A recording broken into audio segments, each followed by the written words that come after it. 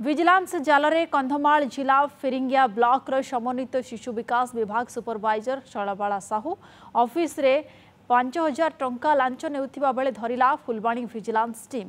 सलागुड़ा ग्राम पंचायत मुजा ग्रामर प्रेमशिला कंवर को सह अंगनवाड़ी कर्मी करने को मागिथिले 10,000 टंका लांच। प्रथमे 5,000 टंका नेइथिले एने फुलबाणी दुर्नीति निवारण विभाग सह जोगाजोग करथिले प्रेमशिला। आज निज ऑफिस रे अवशिष्ट 5,000 टंका नेबा बेले फुलबाणी दुर्नीति निवारण विभाग हाथ में धरा पड़िछन्ति। शैलबाला साहू आगरु मध्य किछि अंगनवाड़ी कर्मचारी पैसा नेबा अभियोग रही। फुलबाणी दुर्नीति निवारण ऑफिस को नहीं तांको पचरा उचरा करा जायछि। मुर्जा वार्डर गोटे मिनी अंगनवाड़ी थिला एवं किकिजोड़ा आमर जेहेतु तांबिसुगा वार्डर किकिजोड़ा ग्रामर मिनी अंगनवाड़ी थिला से जाक आर्सेनाल हैला बोलिकिना ए आमर सुपरवाइजर फिरिंगियार शैलबाला साहू मिनी को आर्सेनाल करदेले बोलिकिना 10,000 लेखा टंका नेउथिले।